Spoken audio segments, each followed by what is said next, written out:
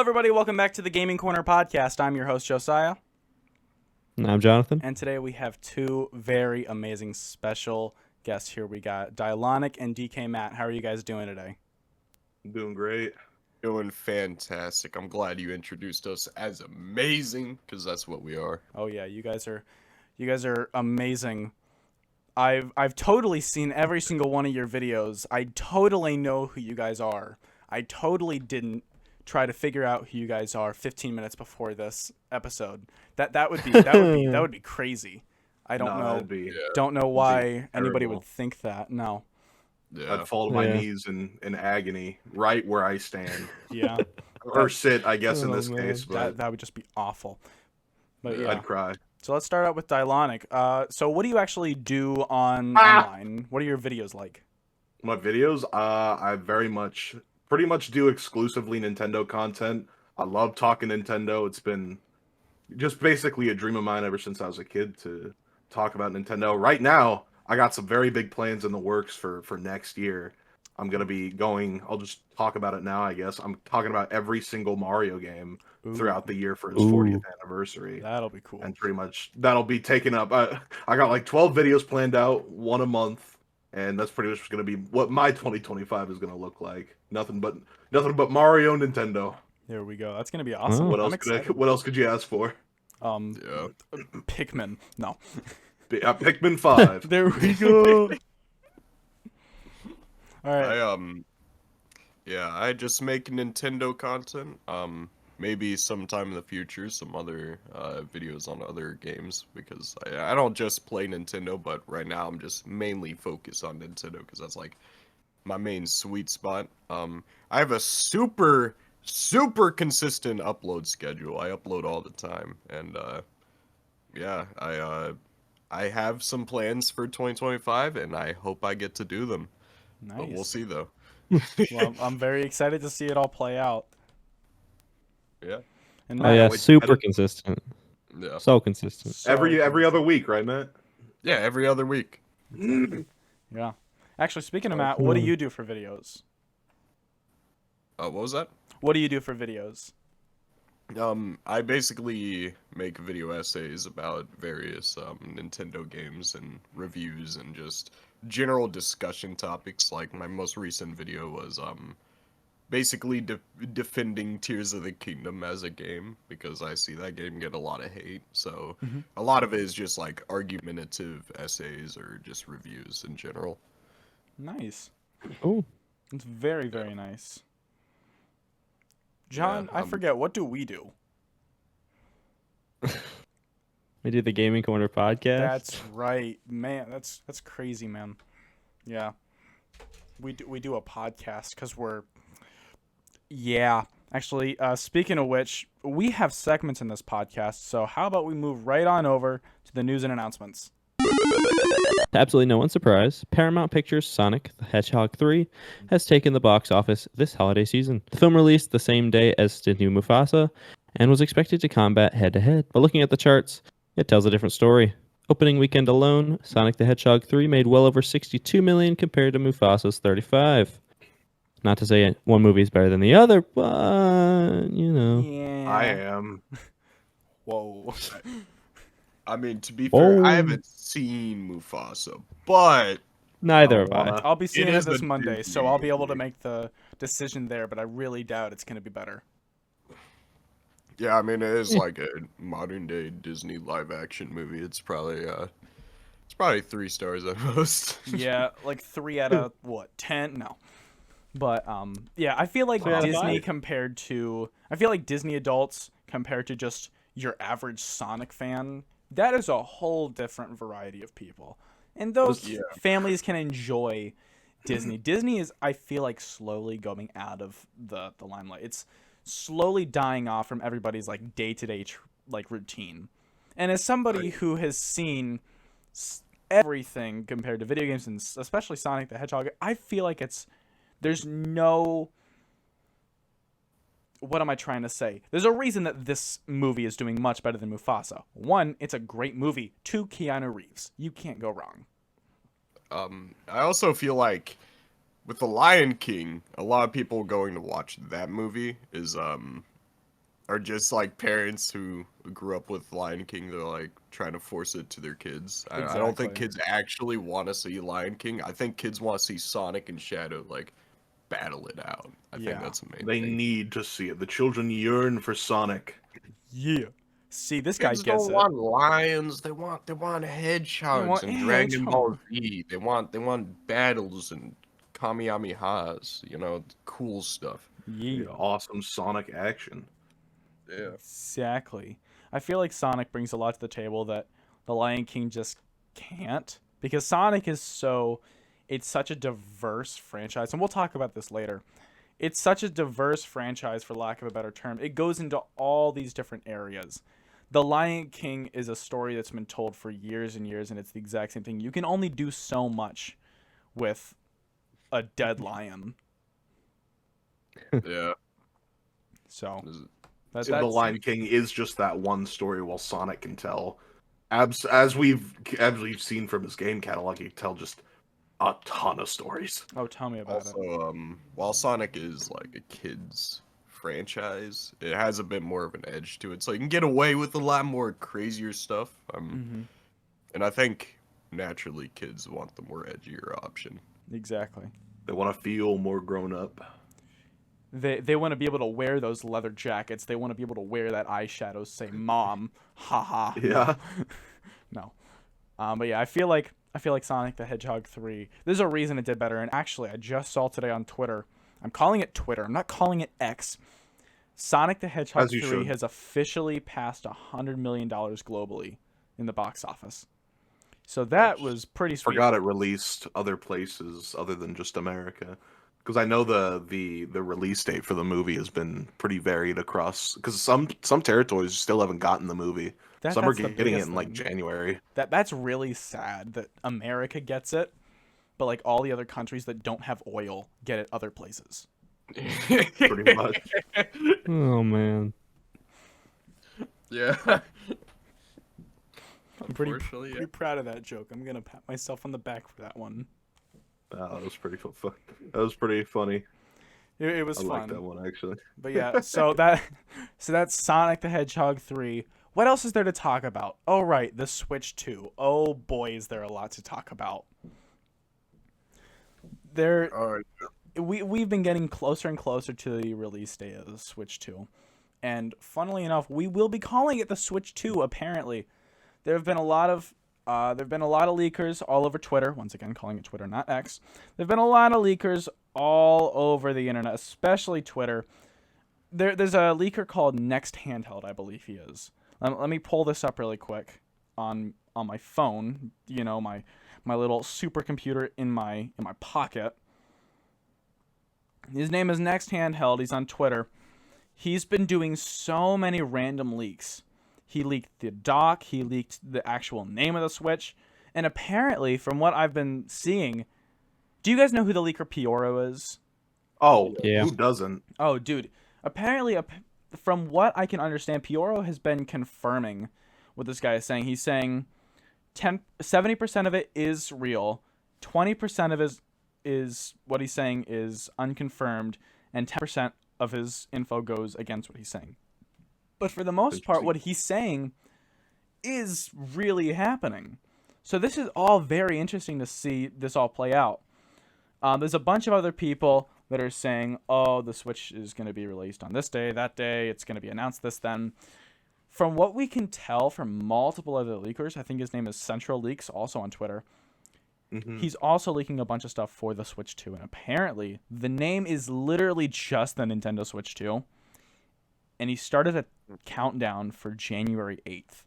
So by January 8th, I at least believe that is when we're going to see this system get announced. And I feel like that would also line up with how Nintendo did the original Nintendo Switch. Because that was announced back in January, right? Of 2017? No, that was their press conference that they had. That was the Yeah. proper reveal, but we had the actual like announcement in Yeah. October, I believe. Oh, that was the trailer. Yeah. Yep, that's right. Yeah. Yeah, Odyssey. Yep, that one.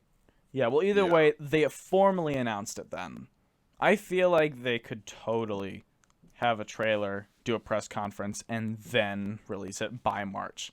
They said that they would announce it within this fiscal year, which means it could be all the way up until March 31st. Because those are like the quarters, those are your fiscal years. So we could see it up until any of those points. And there's just a whole lot to talk about the Switch 2, but we only have so much time on this podcast, so I'd like to hear you guys' thoughts on the matter. I feel like it could be announced by the 8th, but I hate it when leakers drop a date because they're almost always wrong. Yeah. So like, because things always change internally. So when they say January 8th, for example, their leaks might be true, but the date might have changed. So once January 8th comes around and nothing gets announced, and all the Nintendo fans are like, why'd you trust leakers? You trust them again. They don't tell the truth. Exactly. But it's like, I wish they would stop dropping dates and just speak information, because it's just not helpful at all. So exactly. I hope it comes on the 8th, but to be honest, like, it could come anytime. Yeah. I'm a little afraid, though, of the name. It kind of reminds me of the Wii U situation. Where, yeah, like, that's Switch a big 2. thing. If the Switch 2 has got backwards compatibility, meaning it can play all these Switch games and at a higher frame rate and all this, it sounds like a Switch Pro, honestly. And maybe I feel like the 2 implies that it's like more than a Pro, but I feel like a lot of people are probably going to pass on the Switch 2 for like the first 2 years, because they're going to see it as just an enhancement to their games rather than an actual new console.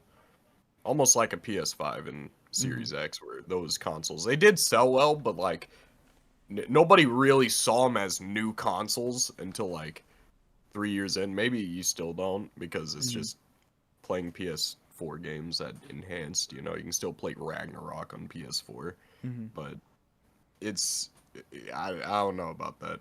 I feel like it's gonna sell well no matter what, but there is a little bit of factors working against it. Exactly. I feel like Nintendo is really going to have to prove themselves for this. I feel like they were able to learn from their mistakes with the Wii U. I would at least think that they would have learned from their mistakes with the Wii U. To be able to market the system correctly is not just an enhancement, but the sequel, the next big leap in Nintendo's history. I feel like the biggest problem with the system is every Nintendo system has always been a big leap in both hardware, software from the previous system.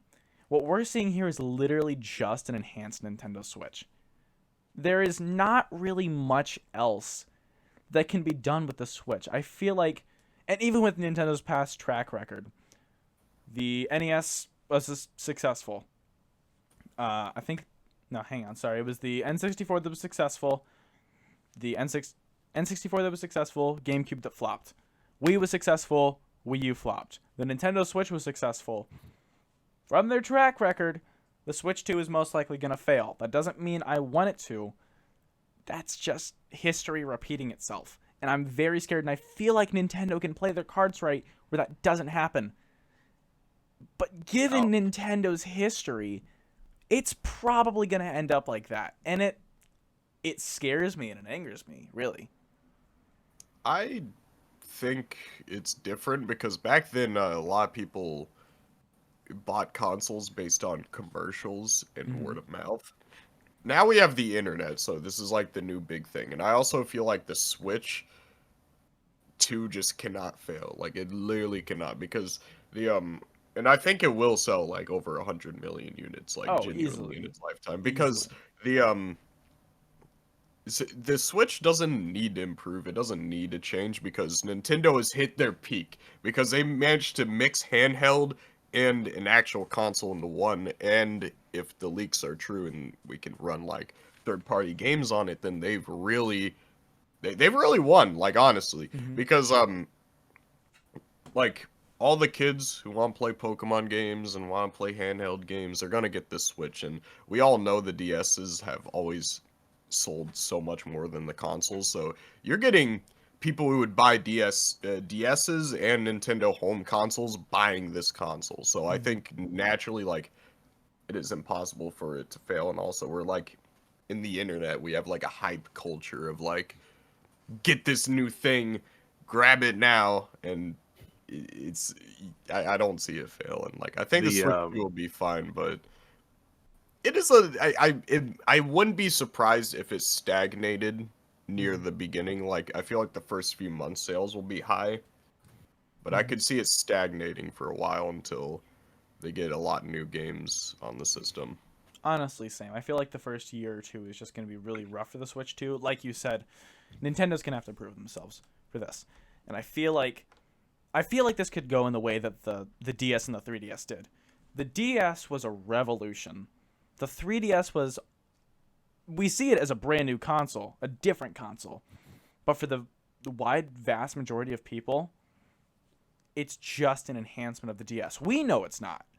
But the vast majority of people see it as just that. And I hope Nintendo doesn't market it like that. Yeah. So, just like they did with the Wii U. Oh, you can play on the new controller. They barely showed the Wii U itself, like the actual console. They marketed everything around the controller and made it feel like it was just another $80 thing that you could buy for your Wii, and it would make things look better. Marketing is really everything, especially for Nintendo. We gotta show Red Dead Redemption 2 running on the Switch 2. Oh yeah, that's gonna be the system seller. Because once people see like a big third-party game running on that tiny thing, like I think there'll be people being like, "Whoa, Yeah." Wait a minute. oh, This might be peak. run things." Wait, hold on. It's not just a crappy like. It's not just Kid's it's not a console? Kindle.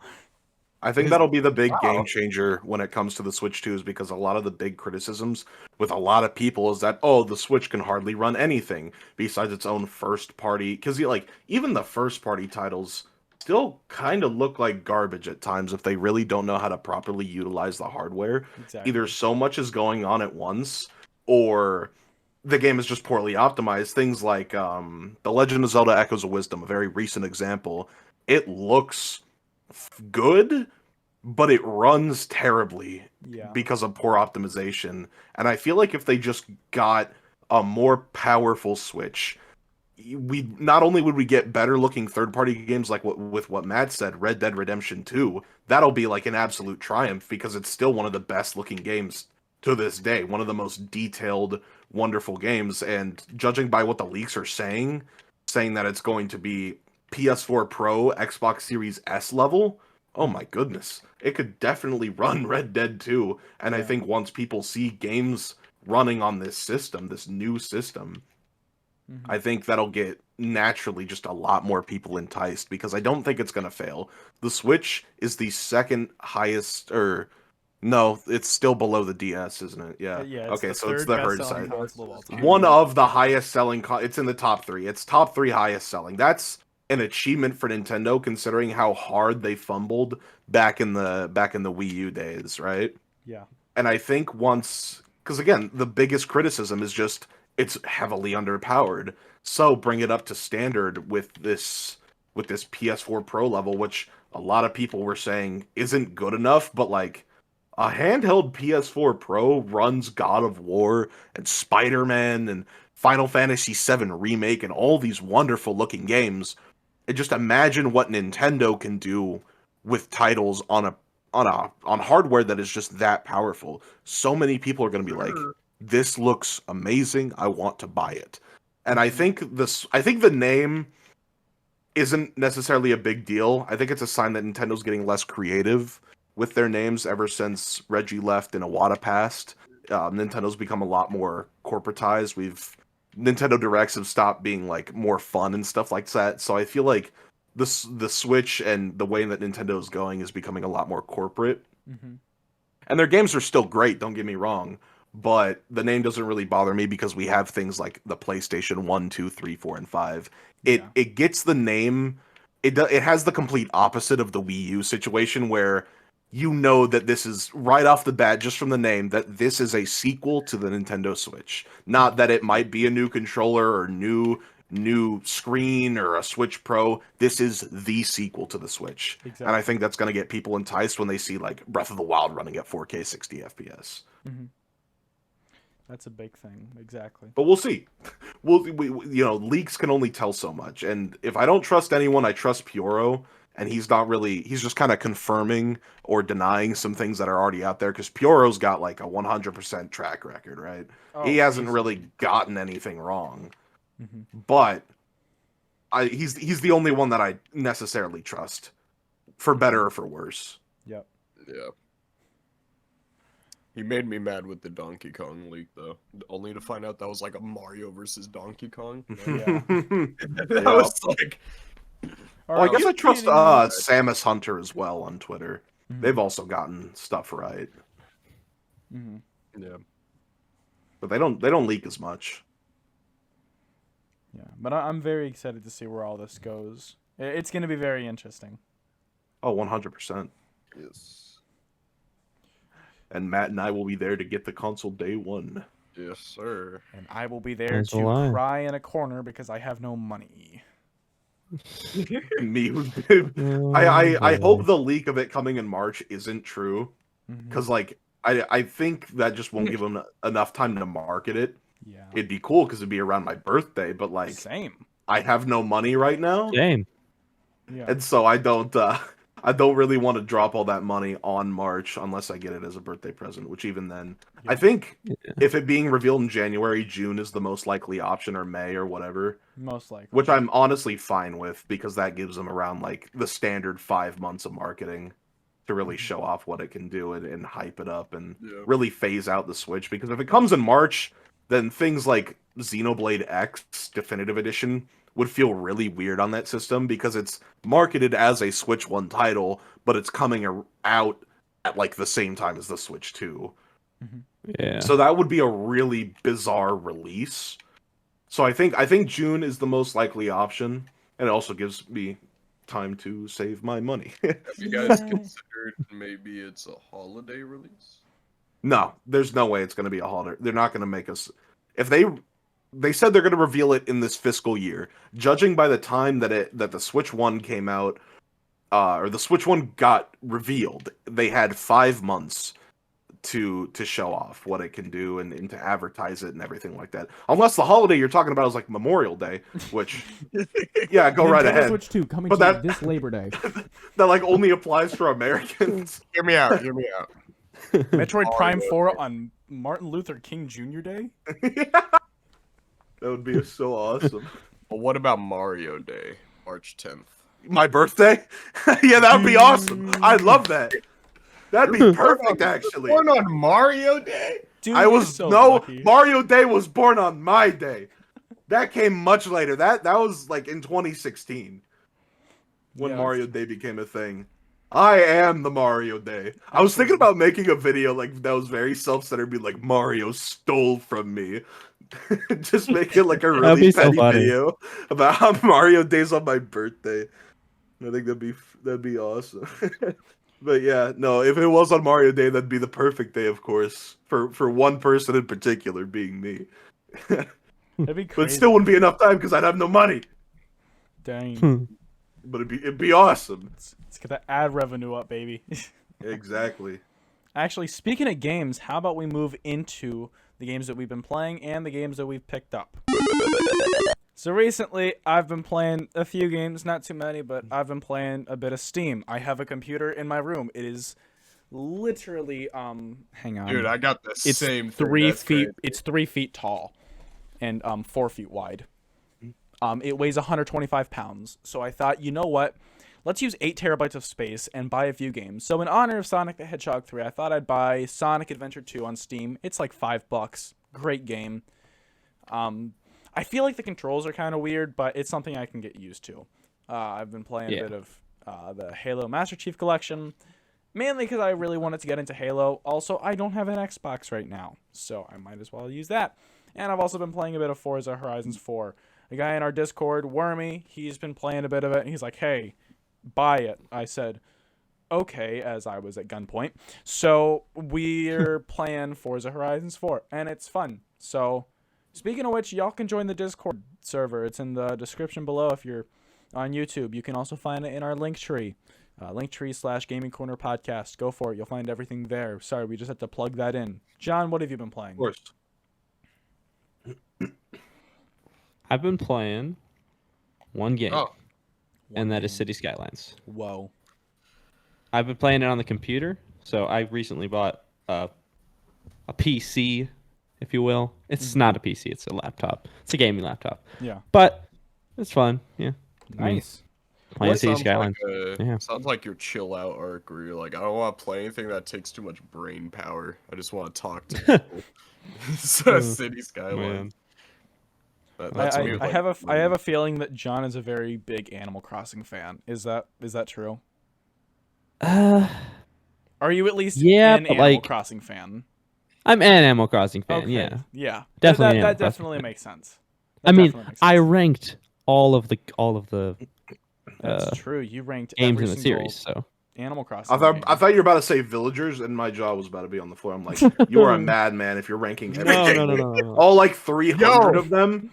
John, there's your next episode. There you go. Ellis Mark ranked every Simpsons episode. We can rank every villager. Oh, dude, that would suck. Oh my But goodness. if we can make a 3-hour video get 1 million views, that's like an easy, like, what, $8,000? Like, come on, let's do it, guys. Let's hope and pray. Collaborative effort. Let's go. Let's go. let's go. All As long right. as we make a bit of money off that, I mean, I'm cool with it. I'm cool with it. Absolutely, yeah. Money is kidding. everything. Matt, what have you been playing lately? So, let's see. I've had a full-time, like, job in a warehouse, so it's been kind of hard to play games. But I have been playing, like, little inklings of things. I've been playing Sonic X Shadow Generations. I'm itching closer to making a review on the X Shadow portion of the game for my Sonic channel, but I keep procrastinating. Yeah. Eventually I'll get around to it. Yeah. I've also been playing Sparking Zero, Dragon Ball's Sparking Zero. You have? I like that game. I mean, you gotta understand, like, this is my warehouse schedule, so, like, what I played 2 weeks ago is, like, what I consider being... Yeah, because I'm like, you haven't played the game in like a month. Nah, but, like, I also bought the first Red Dead Redemption on PC because I haven't played it in, like, years. First time I played it was on backwards compatibility on my Xbox One, and I love the game, but it's never been released in 60 FPS, and now I feel like a slob, a dirty little slob for buying this game, because it's like, it's kind of lazy. It's just the same game, but up-resed in 60 frames per second. Well, actually, it goes up to 144, but I feel like a dirty little slob for buying this game. I'm like, man, I just participated in, like, funding this corporation that just put out slop. It was $40. Man. It was $40 I spent on this game. Why? I'm debating refunding it because I'm like, I'm working a warehouse. Do I even have time to play this game? I don't even know. But it was nice seeing it at 144 frames per second. I've never seen that game run that well before. It's like, it's game changing. Yeah. Yeah. Very, very nice. Dylonic, what have you been up to, game-wise? Well, other than the since I've been preparing for the aptly named Mario-thon, I've been playing all of the classic Mario games right now. That I just finished, like Mario 1, 2, Lost Levels, Land, and Land 2 yesterday. Ooh, nice. And I'm planning on, at some point in the next 2 days, going into 3 in World for that video.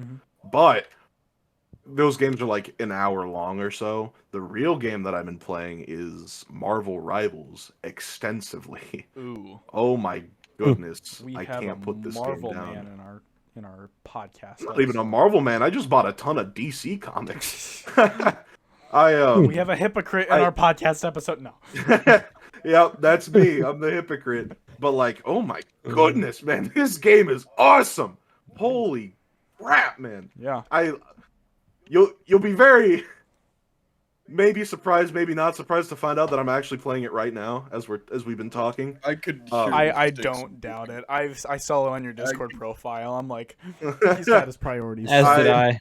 It is such a good game. I've been playing it with a bunch of friends. It's even a good game to play solo, which I hardly do. I don't like playing Overwatch that much. So when I saw this game, I wasn't really keeping up with all of the news and the data. It looked cool, I guess. And then it came out, and I'm like, oh my gosh, I gotta play it. I really gotta play it. And then I played it, and I'm like, oh, this is great. Yeah. Nice. I'm genuinely impressed with how well this game turned out. Like, the servers are great. There are 33 playable characters at launch, with more free characters coming later on. You can buy the battle pass and like continue the battle pass even after the season is over. This game is strangely pro-consumer. Yeah. It's really weird to just see a game this good pop up at launch. Because, like, I was expecting, like Overwatch 2's launch, the servers were crashing. It took you 50 minutes just to get in a single game. Weird stuff like that. But this game, I press the join button and I'm instantly in a game. Hardly any wait times whatsoever. It runs great on my PC. It runs great on my Xbox. And Nice. there's so many cool characters in there that play really well. It's like Overwatch, but if it was good. That feels like what a fighting game should be. No over-the-top story, no unnecessary gameplay mechanics. Just pop it in, play it. That is what I appreciate about retro gaming. Off topic. Pop it in and play it. That's something I hate about modern games. You have to wait so long just to get into some stupid gameplay. Right. You definitely are not a Sony fan. No, I had a PS2 for a while, got rid of it. Really? The PS2? PS2. I can understand that about the PS5 because I did that. But the PS2 had some really good games. PS5, though, has nothing. It has literally 9 exclusive games. I learned that from Tom from That Guy Who Games. Shout out to Tom. Really? Yeah. 8 or 9. 9 exclusive games. Things that haven't been like released on Steam or on the PS4. 9 games. They haven't even hit double digits. Pretty sure it's even lower with the PlayStation 5 because I did do like a little bit of how my most popular video is how I think Nintendo won the quote unquote console wars. And like my theories are just coming true, and it's actually just a little sad because when I was watching the Game Awards, they just casually dropped the fact that Final Fantasy VII Rebirth and Spider-Man 2 are coming at the same month. Oh man. Like the game hasn't even been out for a whole year yet, Final Fantasy VII Rebirth. And it's already coming to PC.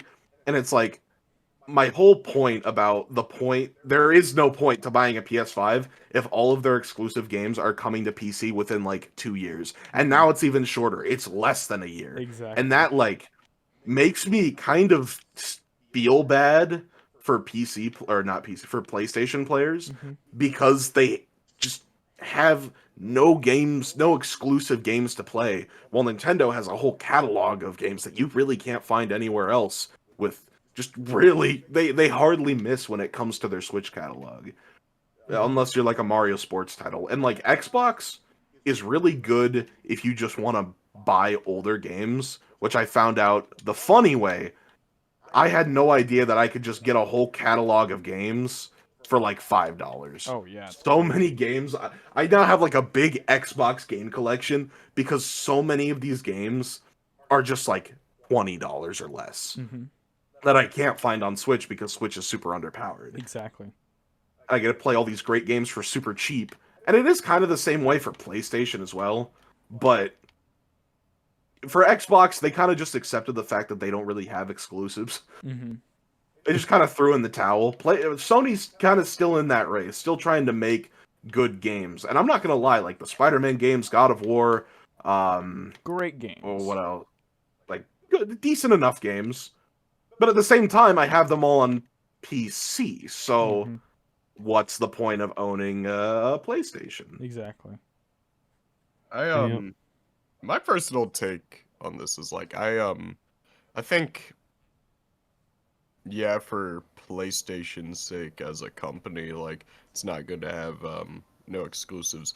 But me as a consumer, I don't root for any company. I think all three are suck pretty bad. I don't like Nintendo, Xbox, or PlayStation. So when I see exclusives hit PC like PlayStation, I don't really care about the success of the PlayStation. I just care about having Spider-Man 2 on my PC. So at the end of the day, like, I mean, yeah, it sucks for the people who bought a PS5 expecting to like have these things exclusive, but you can still play those games on your PS5. I just personally could not care. Honestly, I wish a lot of Nintendo games were on PC because they'd probably run a lot better, like Tears of the Kingdom, you know. Um, Yeah. so I think I don't really care about the exclusive stuff because I just want the games themselves, so to speak. Yeah. Yeah. I guess, but at that point, why isn't everything on PC? Why isn't PC the only quote unquote console maker? You know? Because not everyone can afford a PC and not everyone wants a PC for the sake of like just optimization, extra stuff that comes with maintaining and taking care of a PC. A PS5 and Series X and Switch are like so normie like products. Like if you're a kid, you're like, I want to play video games. I want to play the Sonic and the God of War. I want to play Devil give May that Cry 3. No. Yeah, yeah, like some elementary school kid want to Yeah. play Devil May Cry. You know, just give them a PlayStation, and they just pop it in and they play shut up. after they get through all of the cutscenes in God of War. Then they can play. You know, it's like, I think it's still the normie aspect of a PS5 is what will continue to sell because you gotta think about it like this. PC has been around for so long, and I do think PC is the best platform overall because you know it also has emulation, but And that gives you the, Nintendo and legal exactly. troubles. But Yeah, I don't emulate any games, Nintendo. Wink, I play wink. all of your games on Switch. I do. Don't worry. I don't someone's emulate a single gonna go thing. to prison. Oh, I definitely do not have the Metroid Prime trilogy on Dolphin. totally I do not, dude. I'm telling you. Definitely do not. I'm But telling you. Nintendo, out of game content wise, Nintendo has the best games. I yeah, would for probably sure. say outside of that, that's just in the three major systems. That's Nintendo, PlayStation, and Xbox. Overall, even though I'm a console guy, PC will always reign supreme in every Yeah. single aspect because it's so customizable. You can do so much more with it. Agree. It's not limited to just a gaming console. For games, Xbox, Nintendo, and Sony, they've got their stuff. But PC can do so much more. I agree, and that's been the case for a long time, Mm-hmm. and yet PC is still the least populated platform. So it's And like, it baffles me that reason. It's awful. yeah, at the I end think of it's the because day, the casuals outweigh the hardcores like crazy. Because it's also like when Linux, Windows, and Mac. Linux is by far what people consider the best, but it's the least populated because of the barrier to entry is kind of large.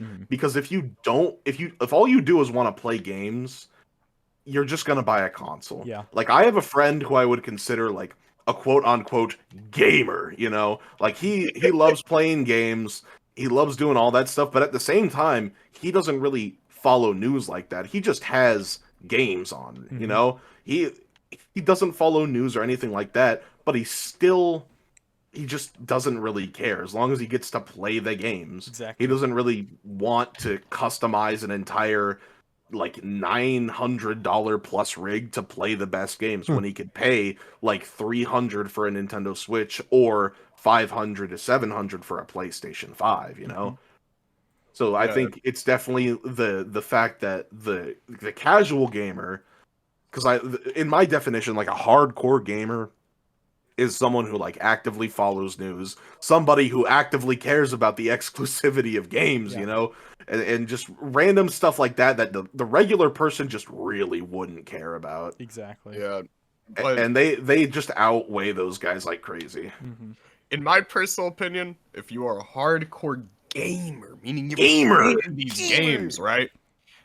I could see you owning a Switch, but if you own a PlayStation over a PC, I feel like you're failing as a hardcore gamer. Yeah. Because Yeah. Exactly. That's why so many hardcore gamers believe that PC is the best. And like yeah, they're kind of right in that aspect Mhm. because the PC like I think objectively is the best because like you said, the customizability, the fact that you can put you get what's the word I'm looking for? You get Personalization. what you put in to the PC. Like if you want a low end rig, you can make one.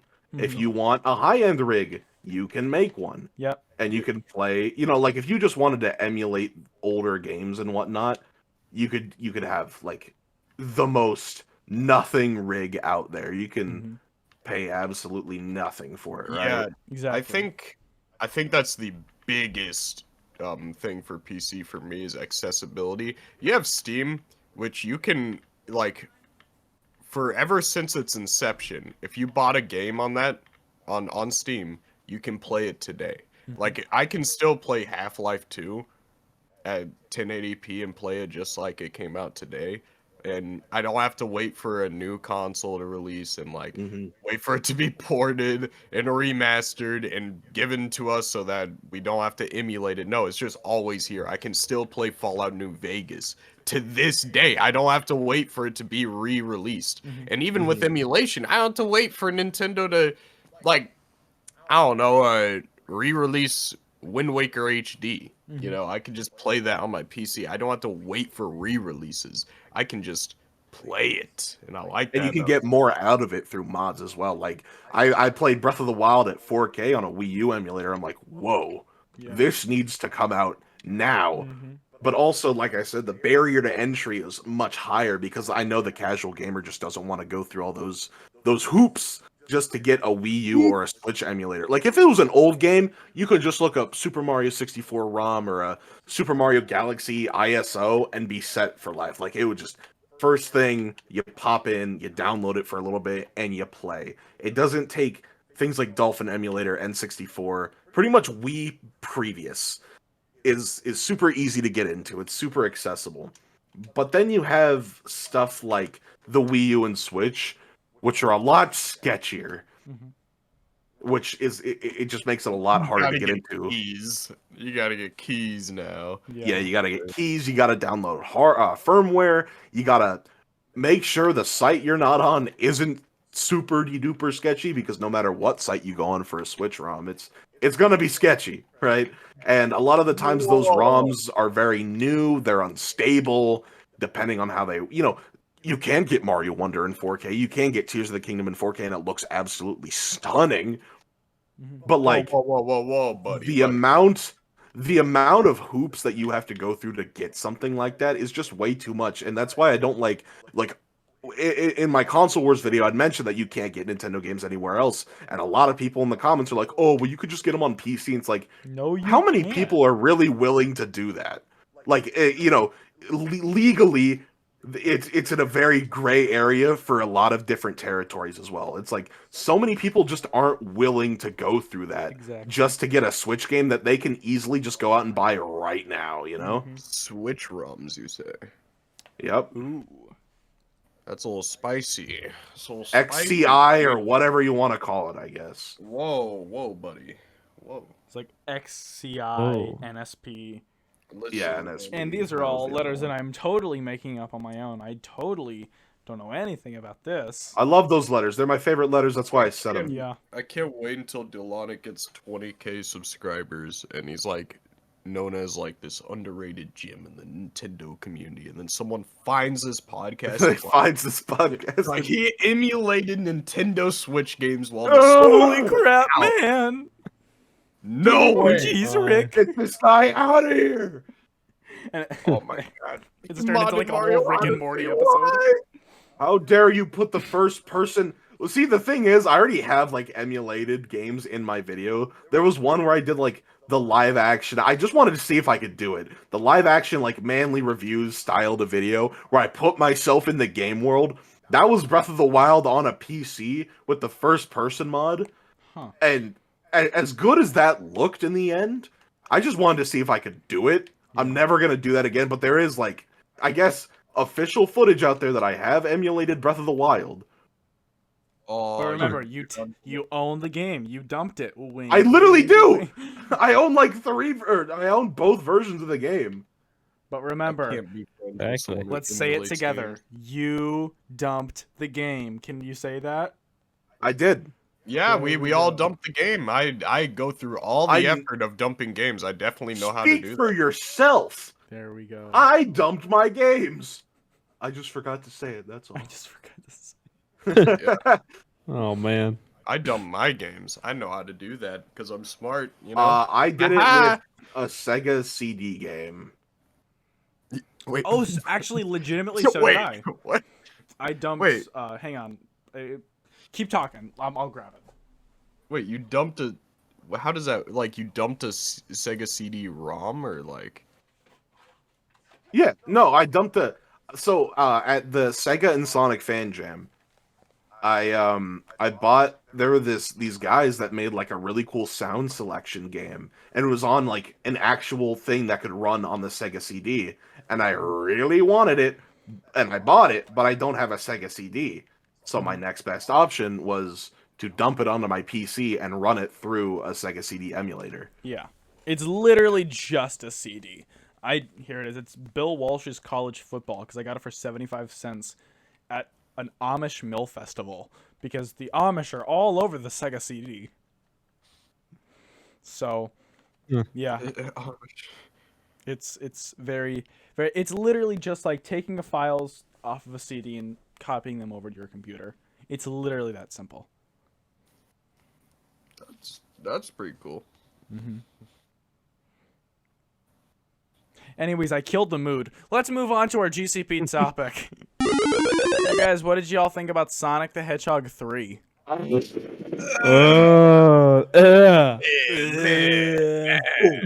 was so bad. Oh So man. And by bad we awful. mean good. You And need by to put good, your we heart mean and soul Sonic into that 3. one, Matt. Oh dude, I tell me did. about it. I was going all out for mine, and Matt, you're getting boring with Yeah, yours. no, Yeah. it's Yeah. because it's the truth. It was a bad movie. Man, I can't. You were speaking a What? very different tune when we watched it. It couldn't have been a bad movie because it was Sonic 3, and also it like, wasn't dude, the oh, yeah, you're 1990s right. Mario movie, so it was Like, dude, automatically. I need to make a video right now on the movie, guys. Don't interrupt me. That's Sonic. literally what Matt was doing By right the after way, we got on I, from the movie. I need to make this video now, and it still hasn't come out. It's been like 2 weeks. It's canceled. I might upload Oh it my to Twitter goodness. though. I might upload to Twitter just so my viewers can see it. But Matt on his way to never upload. bro, I just, dude, I feel bad for my Sonic channel, man. I got so many people waiting for me. I just can't upload to it. Man. I'm trying, man. I'm trying. I seriously am. I feel bad. Well, I'll tell y'all what. If you want, we give you permission to upload this segment or just promote it on your channel so then you got a little bit of Sonic content on there for you. So there you go. Maybe. So I feel like we should just talk about a few key points with Sonic the Hedgehog 3. This movie was the most anticipated game. Actually, I would go as far to say this was my most anticipated movie. I would say even more anticipated than the Mario movie. Like, right in line with that. And I was hyped for the Mario movie. Every little snippet we got me more and more excited. And it was such a good movie, dude. It was such a good freaking movie. I loved it. There's a few things that I really want to talk about, but I could ramble on for hours. So I want to hear y'all's thoughts on the movie first. Just like, we'll start with just like the basic thoughts of what we thought of this movie, and then we'll move into the key points. Okay. I thought the movie was it was great. If I gave it a rating, it'd probably be like an 8.5, 8 out of 10, around that range. I really liked it. It's probably the best video game movie I've ever seen. Definitely. It doesn't, now I won't say it doesn't go without its flaws. It definitely does. The beginning of the movie, the pacing is a little fast, and then the middle, it kind of slows down to a crawl, and then the third, it speeds back up. The third part of the movie is just genuinely amazing. I loved every part of it. Oh yeah. Yeah. Yeah. I noticed, like, especially on a rewatch, it's kind of I'm like kind of just waiting for the third part of the movie for most of it. Yeah. But I really do like Shadow as a character. I think Keanu Reeves like absolutely smashes it as Shadow, and yeah, this is like the best video game movie, and I hope kids grow up with this movie thinking Sonic's awesome when they buy Adventure 2 and get some culture in their veins. There we go. Yeah, I like the movie though. It was a pretty good movie. Yeah. I thought it Yes. was a good movie. I thought it was a good movie as well. Sonic. Pretty much all of Matt's thoughts are the same as mine as well. I think it has the worst pacing of any Sonic movie. I think because it's just all over the place, you know? Yeah. The first act, I thought the first act was really good, but the second that all of the major characters were introduced, I just got, like, I almost completely checked out. I felt like it gave me like whiplash from watching it. There was so much Actually, that happened. Fun fact, in both times I watched the movie, I fell asleep at the exact same spot, and it's right before they're about to head into the gun headquarters. Okay, I fall that's asleep honestly at the exact understandable. spot. That is Like understandable. both times in a row. Like that has to mean something. It means it's Yeah. slow. Well, there's a lot of problems with the movie. Not a lot of problems, a good amount of them. Actually, my first point was literally the pacing. The pacing in the movie was super fast, like Sonic, and then it came to a crashing halt right around the middle. But then again, I would rather a fast-paced movie than a very slow movie like Sonic 2. I feel like Sonic 2 was a slow movie. That, out of all of them, was a super slow movie. Not to say good things didn't come out of it, but it just felt like only the beginning and the ending were memorable. The only things I can really think of the movie were Sonic meeting Knuckles like in the yard where like they smashed through the wall, and then I remember like the temple stuff at the end. Those are the only two things I remember from that movie off the top of my head. Yeah.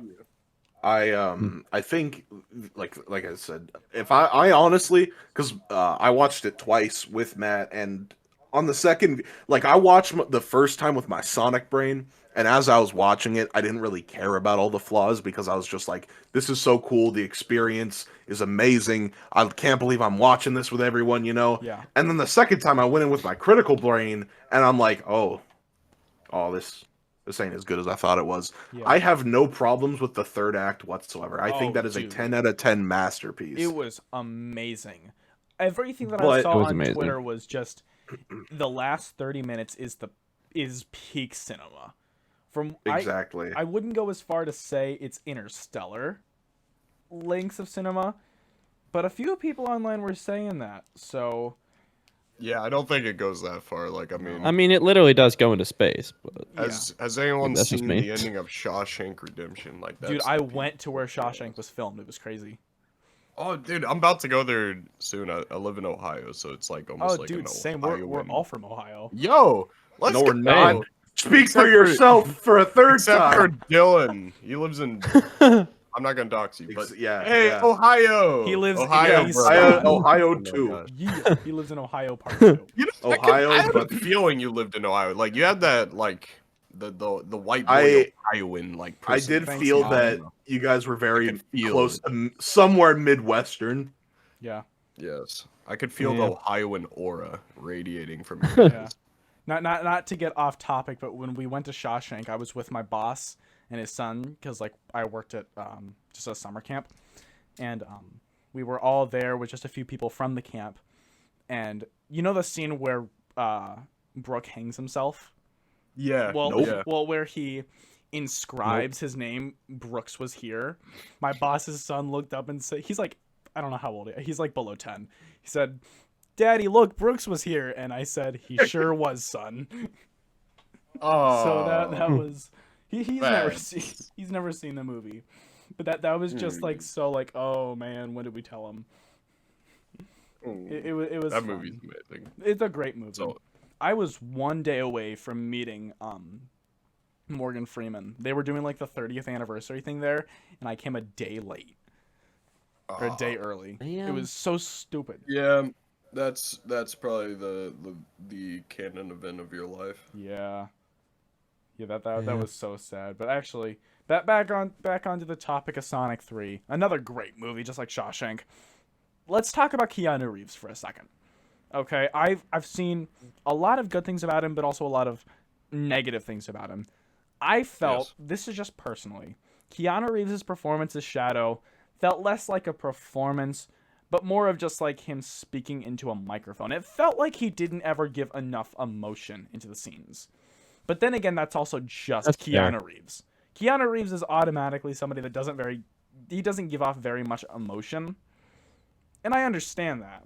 But for a character that is like so dark and not grimy, but you get what I mean. Just a dark character. I feel like he could have played into that a bit more. It felt more just like he was talking. I can add a little bit. I like from my Sonic fan brain, as someone who's like analyzed this series, there's like 2 different versions of Shadow, and there's like one from the beginning of the series and one later on. Later on, when he gets like the Jason Griffith voice actor, he's like super edgy and cool. But from the beginning in Sonic Adventure 2 and Heroes and even pieces of Shadow the Hedgehog, like Shadow is not so much like an edgy like anti-hero, but more so like a bothered introvert. And that's why I like Keanu Reeves, is because he was quiet, and Shadow is, I don't see him as a type of being aggressive. He's not an aggressive character. He's more so just introverted and bothered. And it's like, I got that impression from Keanu Reeves because honestly, Keanu Reeves is kind of introverted, and I like that personality. I think translated pretty well into Shadow. Yeah, that's why I kind of messed with Keanu Reeves. As Shadow, but I see why people are a little like a little iffy on it, because there's some voice actors that sound the same in every single product. And I feel like that's Keanu Reeves. Yeah, that is Keanu Reeves. It's, you know, he has a gimmick and he plays it. You know, he's like Giancarlo Esposito from Breaking Bad. Like he's always the that's the character's villain. I know it's the actual character. That's just him. He just played himself. Yeah, because everywhere he goes, he's just the mystique evil guy. Yeah. Like, that's all he is. He's very typecast. Keanu's just like the like super cool introverted character everywhere he goes. So. I think that's something all the Sonic games, including Shadow Generations, have just like, this is the most Shadow has felt in ever, even more so than Sonic Adventure 2, because the storytelling has become a lot more advanced, obviously. But like, I really felt for Shadow, and I feel like this is like the most Shadow that he's ever been, right? Yeah. Even in Sonic X Shadow Generations, they still kind of just get that character wrong, in that he's still very aggressive. Yeah. Like, he's just very... It's definitely the step in the right direction for Shadow. He's a lot more caring, especially towards Maria in that game. But like, he's mad. He's just kind of there hanging out. But then this Shadow's just very much a tortured soul who's just like, something I noticed in the game, or not the game, the movie. Or do we need to put a spoiler word? Are we good to talk spoilers? Oh no, dude, this entire episode is just spoilers. I probably should have said that at the beginning, but this entire episode is spoilers. If you haven't seen the movie, don't listen to this episode. Robotnik dies. Dang it. Yeah, that's why I was a little hesitant on saying anything, but like, Shadow's just, he doesn't kill anybody throughout the movie. Heck, he hardly even does anything to Sonic when they first meet. He's just like, can you guys leave me alone? He almost killed Tom. He was close, and it felt like he was going to. Yeah, okay, well, there's 2 things out of this. Number 1, his plan was to destroy planet Earth. Yeah. That's because he was manipulated by Gerald. Yeah. He was manipulated to kill a planet of people. Yeah. He still didn't kill anyone, because you could see his true intentions by the way he acted throughout the movie, because he didn't kill any of the gun soldiers. He just kind of like gave, like I said in he said in the movie. the opening. No, he just took those guys out. I think I- that's kind of left up in the air. That I can give you that. Yeah, I'll give that's you that. what I It's was, left that's up what in I the was gonna air. bring up was the it's beginning. not implied. It might be implied that he killed them, but The cars don't were know. burning, and I'm assuming people were in those yeah, cars. oh yeah, and the city Like, when those he people are explodes that, dead. yeah, I think somebody died. So we can at least confirm one person was dead throughout the entire movie. Well, no, there was that guy that hit the window and sloshed down, where you see his blood and the glass crack in the beginning. Oh. Yeah, at least he killed one person. So Yeah, at and least most one of it though person. was the manipulation of Gerald. Like I don't think Shadow was pissed, sure, but he just didn't really want to hurt anybody. Yeah. What he did was Sonic. He just kind of handcuffed him and left him. Yeah. He didn't even really necessarily want to destroy everyone. He even did, when they launched the arc, he started to doubt himself. He was like, "Is this really what she wanted?" And then Exactly. Gerald was like, yeah, she totally wanted everyone to die, dude. Let's go kill everybody and then ourselves." And then Shadow's like, "Yeah, sure, let's do it." Let's But do you an could- occult. I think it was, Let's do an occult. yeah, You I framed think that as a Family Guy gag. and I think it was like just very clear that Shadow didn't want everyone to go out. He loved Maria like a sibling. Shadow does not fall for Maria, Colbert. No, he doesn't. But, you know, he's just a very kind guy, but the way that He's people just a painted chill him guy and who don't gaff. yeah, he just by the way that people framed him, the scientists feared him. He just kind of Maria was really the only person that treated him fairly and like a Actually a understood person, you him. know. Yeah, and wanted him to just be him for him, but of course, you know, he crashed down in an alien pod. The government feared him, of course, as they naturally do in those types of movies, and he's like, maybe I am a monster. But then Maria's like, you're not a monster. And then she dies, and then no one is able to tell him that he's not a monster anymore. Yeah. So now he's kind of screwed in that department. He has no support system anymore to tell him that it's going to be all right. Instead, he has a grandpa that's just like, yeah, let's go kill everyone for funsies, you know? Yeah. He's like, yeah, that sounds like a wonderful idea, actually, because I'm mad. Gerald is using that anger to his own advantage to get his own very personal and petty revenge. Mm-hmm. So, you know what? It's up in the air if Shadow killed anybody, but I know that he didn't want to. Yeah. It was through the manipulation that he ended up doing the horrible things that he did. I think his sacrifice kind of made up for it.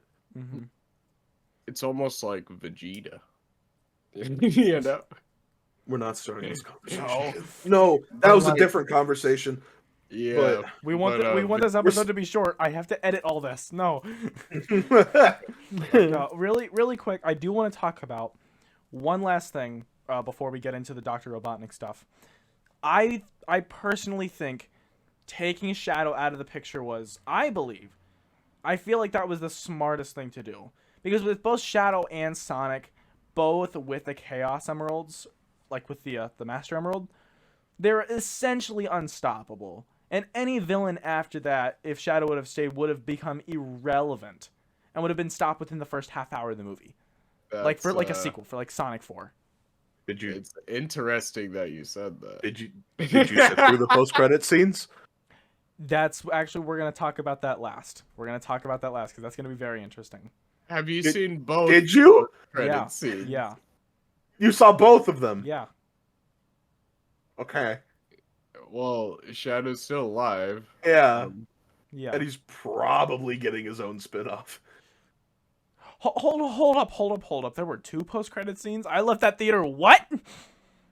Yeah. Yeah. Are The last post-credit scene was Shadow confirming that he was alive. Yeah, he picked up his inhibitor ring and he like. Yeah, and then it went. Oh, man. You're being serious? Well? Are you? No, Yeah.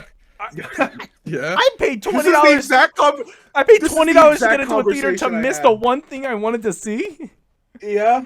Gosh. Oh my god. He was like, man, I'm so glad they killed Shadow. That was the right decision. I had this exact conversation with my friend too, because he left in the middle of the post-credit scene. He's like, "Dude, that was kind of like a bold move to keep Shadow killed off." I'm like, "Well, he kind of." So now you're saying I have to go back to the theater to watch? I'm not against it. Now I can watch the movie again. The after credit scene, once you see it, is gonna be like very underwhelming because it's like like the way they show that Shadow's still alive is like a 3-second clip of him picking up a ring. Like So it's like a Michael Bay. But it was still cool because it played Live and Learn. So it's a Michael Bay. I came back for this. Yeah, pretty much. Okay. Except the movie was good. Okay. Okay. Movie was very good. It was. That's the big separation between Sonic 3 and Michael Bay films. Yeah. Actually, really quick, can we talk about Jim Carrey's performance? I liked it. Goodness, I loved it. Holy crap. Both performing as really Dr. good. Robotnik and Gerald. Holy crap, that guy went all out, and with him supposedly retiring after Sonic 2 just to come out for this movie, that was crazy, dude. I mean, like, I understand why he said he quote-unquote retired. Okay, quick theory, could be absolutely wrong. I feel like Jim Carrey went into retirement for this movie just to make his grand return seem even better. That's just a personal idea that I had. I don't know because I didn't see many people talk about his retirement after Sonic 2, so I feel like only Sonic fans cared about his retirement. Yeah. Honestly. That was at least like, my thought. No more Robotnik. Why? Well, now there's no more Robotnik. But yeah. Yeah. Either way, that And was honestly, just I'm fine with it. Yeah. I'm fine with him being gone. Before the movie released, I predicted this multiple times with Dylonic that Robotnik was gonna sacrifice himself at the end of this movie. Like specifically that. Like I had a feeling this was gonna happen because I knew. And that's Jim something Carrey I wasn't also gonna want to come back talk for a about. fourth. So I knew that was gonna come. I feel like his final send off to Agent Stone was so like heartwarming. It like finally felt like things came like full circle. From Agent Stone being like a punching bag to like the only one Robotnik could trust to them being the last person he talked to before sacrificing himself for the whole world. It was so heartwarming, and I feel like that just made Agent Stone feel like less like comic relief and made him feel like an actual character. I felt myself shedding a tear in that scene in the theaters, and it was so cool. It felt crazy. Can I be honest? It felt a little weird because I was halfway expecting Robotnik to be like, "I love you," because you know all the Sonic fans are like have been shipping them for years, Yeah. and we know Paramount is aware of this because they joke Especially about it. Agent Stone's So- actor as well. Yeah, even the actor is aware of this. So I was halfway expecting him to be like, "I love you," and that's like the end. Yeah, but I think the steamed Austrian goat milk joke that was a good callback.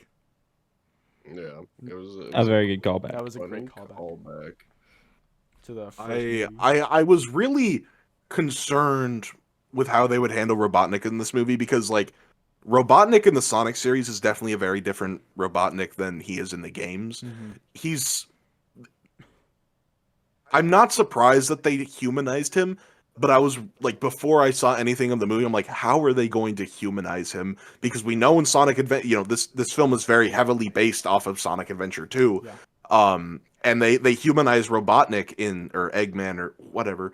They humanize him in Adventure 2 by having him team up with those guys and being like, "Oh, Gerald was my hero," and stuff like that. So I was very interested to see how they would do that because Robotnik in the previous 2 movies was just kind of like an irredeemable jerk. Yeah.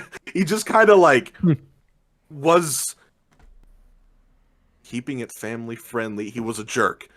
That's the best way that I can put that. He just kind of was out for blood. He wanted Sonic dead and all that junk. Mm-hmm. And then I'm like, how are they just going to make him a dude, you know? Yeah. I find it very hard pressed that they're just going to like, yeah, he was actually like a really chill guy all along. Yeah. But the way that they did it in this movie, and it wasn't like a sporadic one, like, oh, I'm about to die, and now I realize the meaning of life or whatever. This Agent Stone and Robotnik's relationship thing was built up throughout, ignoring the rest of the series. It was just built up from the beginning of the movie, being like, yeah, Robotnik and Agent Stone are like friends, but they're not actually. And then Gerald's like, nobody cares about you down there, so let's just kill everyone.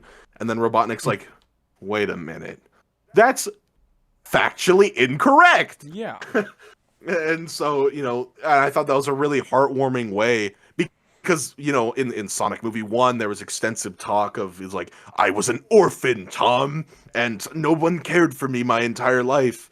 And so Neither of my parents came to my birth. Like the whole Dr. Yeah, Doofenshmirtz part. Yeah, literally that.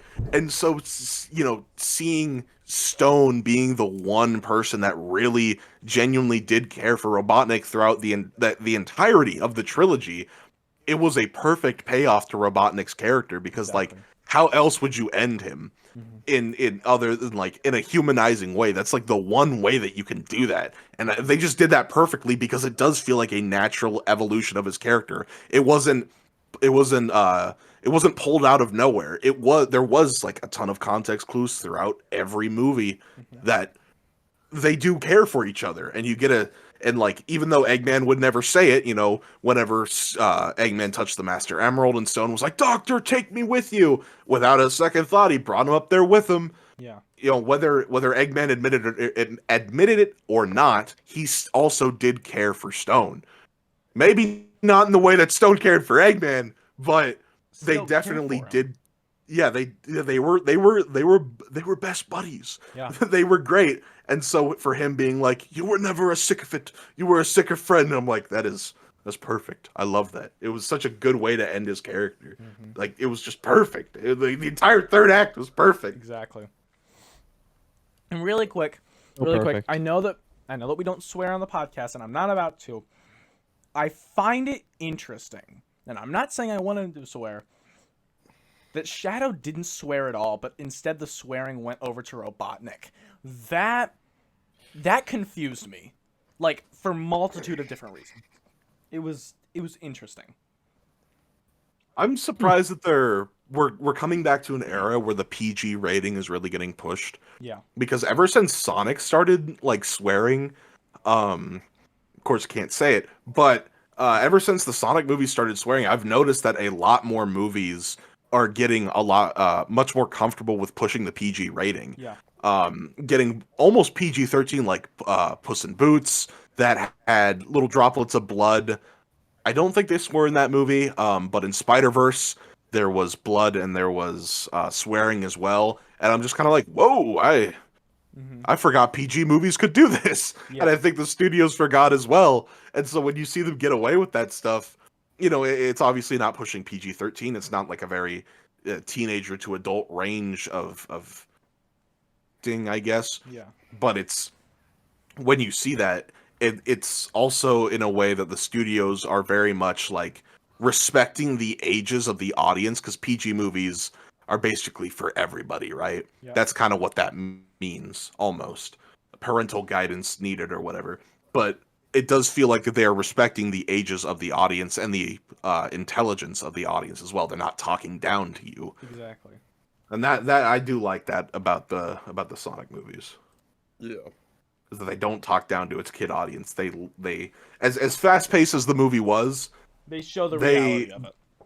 yeah, they went in. They went in farther than I thought they would in this movie. I feel So like I'm proud of them for like that. that's just like a Sonic thing. Is like Sonic has always been for kids, but it's always had like a undertone of edge. Exactly. Yeah. It's always had that level of matureness, I guess you could say. Well, mature enough for a blue hedgehog. Yes. Right. Yeah. But yeah. Because it could go back in the route of the Pontac and Graff Saturday morning cartoons type stuff. Yeah. But they do realize that like a lot of this fan base is a lot older. They're a lot of them are adults, and they don't want to be talked down to, and they realize why people love Sonic outside of the gameplay is that the characters and the world they inhabit is so beloved. It feels like they really do truly understand that, which is so just unheard of for video game movies. And I'm glad that like it really kicked off the precedent that, oh, the audience likes it when we actually adapt the game You know? They want us to So- base it off of things that they actually like? Really? Oh my goodness, it's never been done before. Whoa. It's crazy. There's a lot of things that I feel like, as even with the first Sonic movie, hearing the complaints the fans had with the original design, that told us when they redesigned Sonic, Paramount listens to fans. And that was such a heartfelt thing, thinking that a big conglomerate company can care about its consumers and want to make this product the best it can possibly be. And that was such a happy thing for myself. Mm-hmm. Really quick, I do want to talk about the human characters in this movie.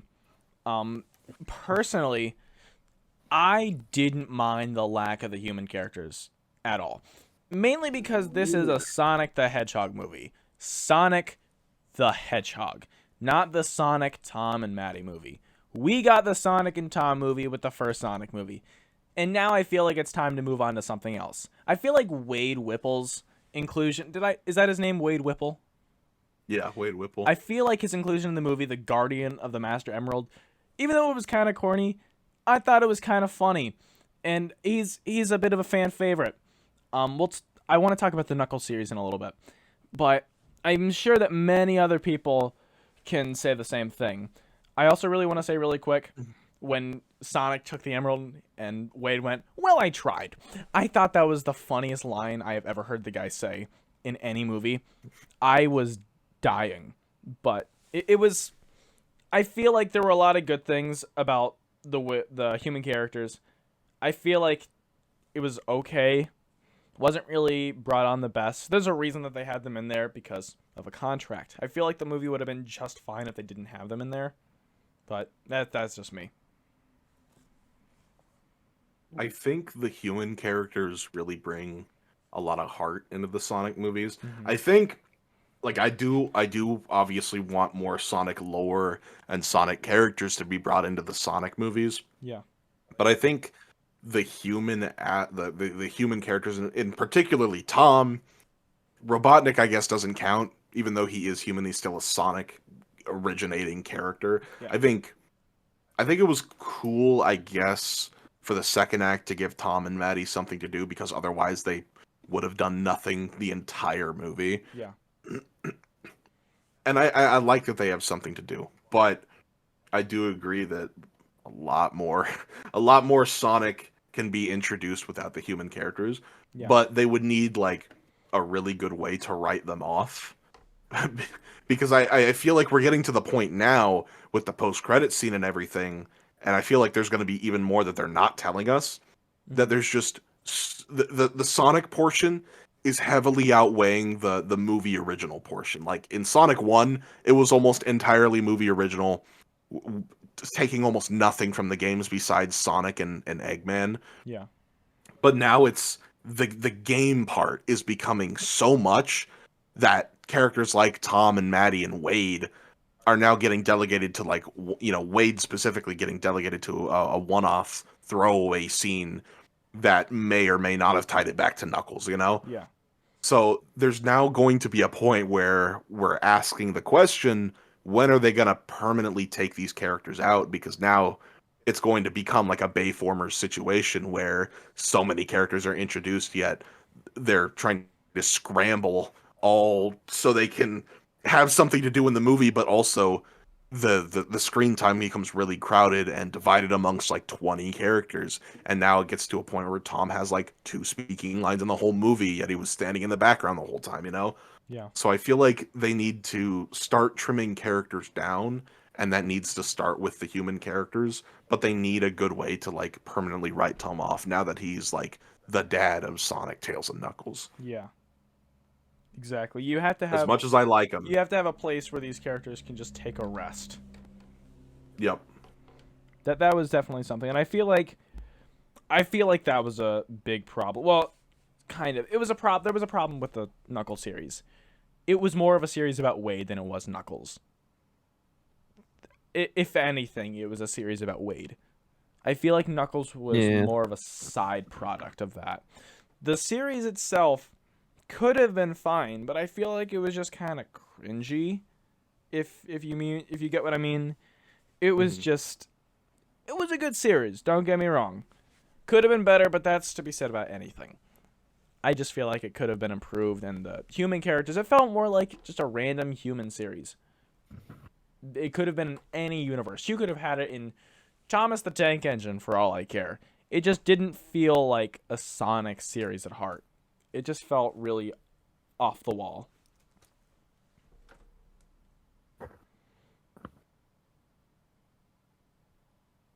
Yeah. Anyways, I killed the mood. Let's go on to the final point. Really quick. Let's talk about the post-credit scene. You know, the one that I saw. The one that Definitely one saw. and only. the one and only post-credit scene, the only one that exists, because nothing else. The one that we both definitely saw. The one that we both definitely saw. Both of us definitely saw it. Hang on, just making sure you saw this post-credit scene, right? The first one. I saw the first one, yeah. Okay, with Amy and Metal I Sonic. didn't see the second one. Yeah. Okay, good. So it's 50-50. Although, 50% of us have seen the whole movie. 50% of us have not. So we split it right down the middle. The post-credit scene opens so many floodgates for Sonic 4, which is already coming out. We know it's coming out, 2027. It's already in development. But Amy and Metal Sonic, the army of Metal Sonics. From what we know, at least from this, I'm betting 100% that this movie is going to be based in some way off a Sonic CD, because it includes both Metal Sonic and Amy. The real question is, what is the plot going to be? Is it going to be like a robot takeover? Is it going to be? There's so many different things. Actually, I do want to hear your theories. What do you got? So, it's interesting. It's 100% a time travel story, and that's not just because like Amy and Metal Sonic were introduced in CD, but because of the storyboard leaks that were revealed of Sonic 3 at the beginning of the year. I'm not sure if you've guys seen those or not. I haven't, but I'd love to hear about it. Yeah, I was gonna say, I assume it's fine to talk about since the movie's out, Yeah. but actually the ending of Sonic 3 is different from what the original storyboards were leaked. Really? And this was at the exact same time as the finale of the Knuckles show storyboards were leaked as well. And I remember everyone theorizing about what the Flames of Disaster can mean, you know? Mm-hmm. And that was like before we got any official trailer. And it was the finale of Shadow pushing the Ark, right? Uh-huh. That area of movie.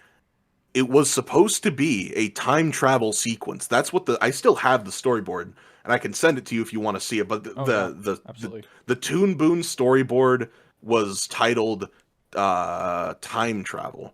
It was just like space station time travel.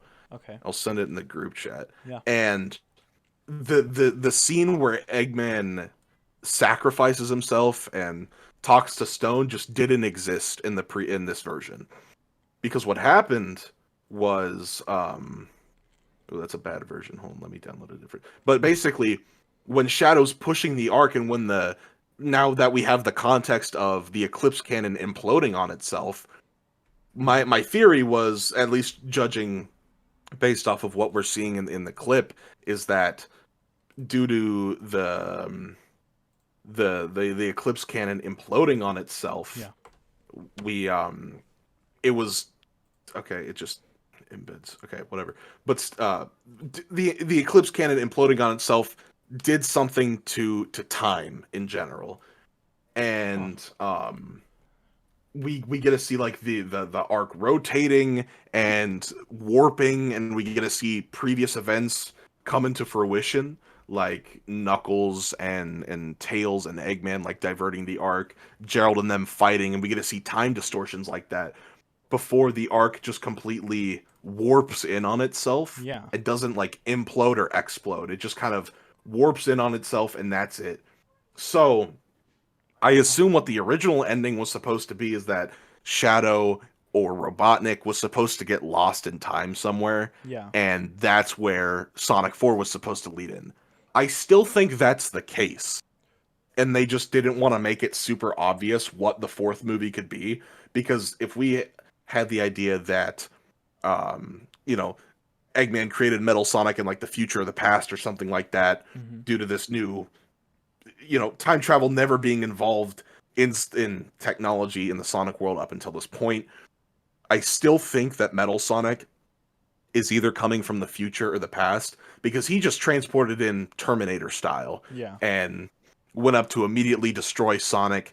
And I think that's the case, because how else would a ton of Metal Sonics be mass produced Yeah. if it wasn't some kind of time travel? Unless they went in a Mega Man 7 situation where it was like a contingency, where if Eggman died, if his life vitals were cut off or something, Mm-hmm. then all of these mass-produced Metal Sonics he's made from the quills would be released, which would be really cool, actually.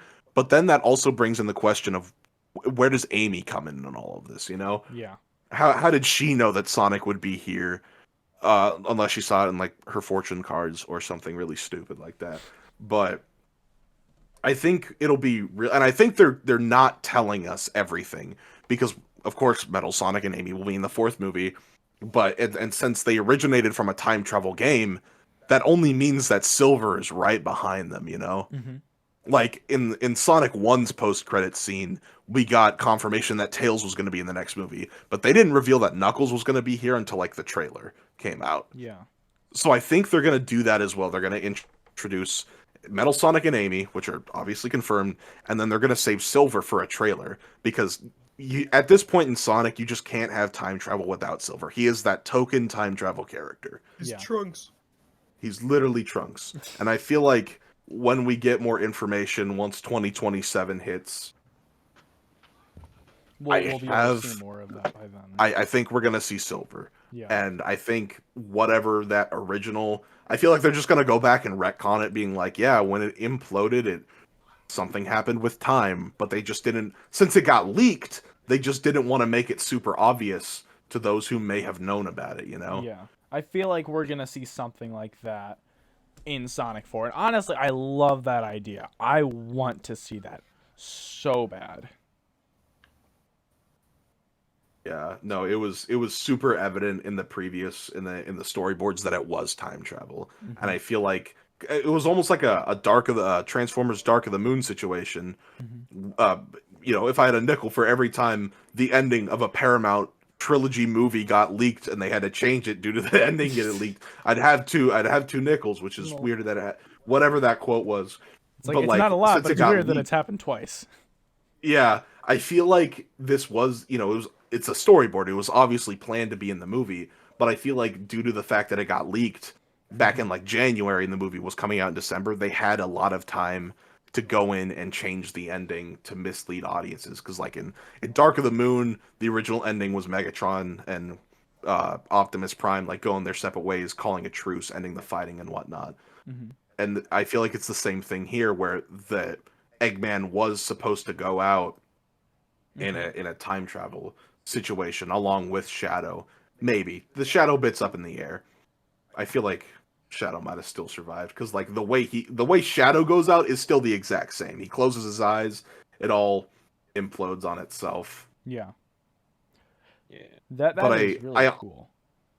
I honestly like the way that Eggman went out. Since we didn't see it in the storyboards, I don't think him like talking to Stone, having a heart-to-heart with him was originally planned. Maybe it was, maybe it wasn't. But I would do think it probably wasn't. They probably had some other idea, but I honestly love the way it turned out.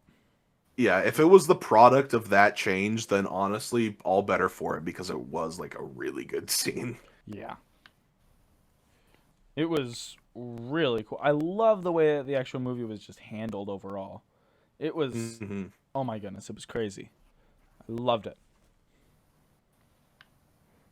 It was spectacular, man. It was just an unforgettable experience. I mean, like, I can't speak for everyone, but like, me, Matt, and eight other of our friends actually like met up and saw this movie. So us coming to just like ignoring like, even if I didn't like the movie, I still think the cinematic experience would be very much unforgettable, just because this movie brought so many people together in one place as we're scattered from all over the world, Yeah. So Yeah. Just alone, it was one of the most unforgettable experiences that I've had. Oh, that's so cool.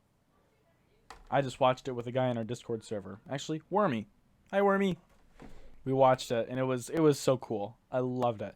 I would so see it again. And one last thing before we end this episode. This movie is best seen in a theater. And I feel 100%. like once you watch it at home, it's not going to feel the same.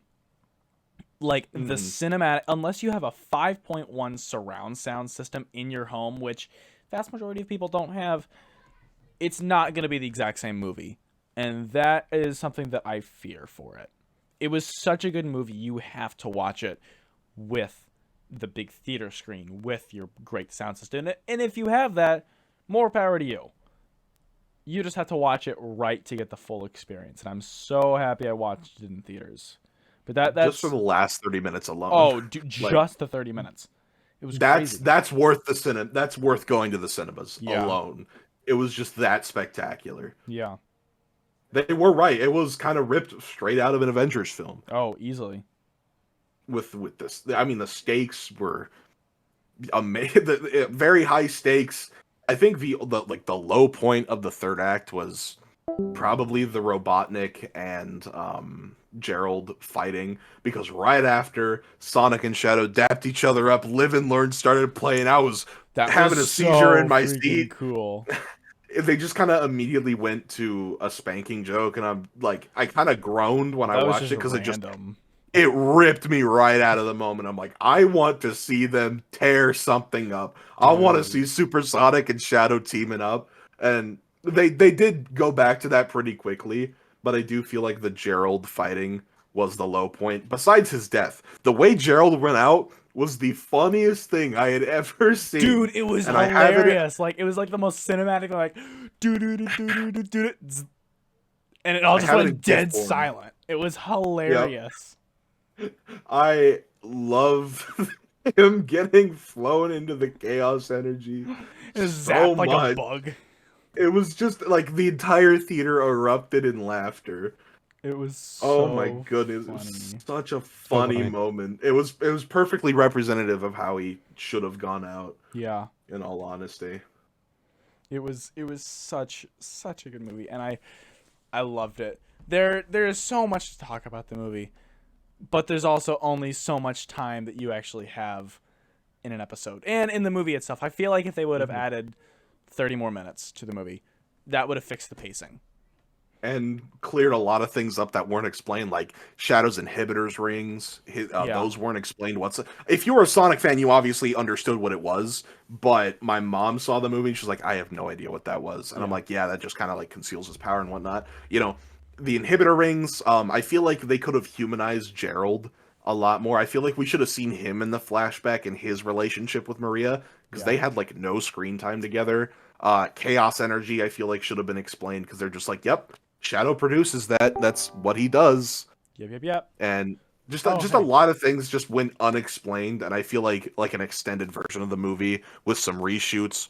If we could get all the Sonic fans together and bully them into making an extended edition. We did it for the first movie, we can do it again. Yeah. Like the Snyder cut, the 4-hour Sonic 3 cut. I feel like it would have been like a near perfect movie if they just had the time to let certain scenes breathe and really explain certain things. Mm-hmm, exactly. But otherwise, it was still just like an awesome movie. I love it, and I'm so excited for Sonic 4. Oh, 100%. Yeah, I'll tell y'all what. If y'all want, when we do the Sonic 4 review, we'll have y'all back on so we can redo this whole thing back in 2027. See you in 2.5 years. Let's go. All right, well, I think that basically sums it up. So with that out of the way, I'm Josiah. And I'm Jonathan. And this is Gaming Corner.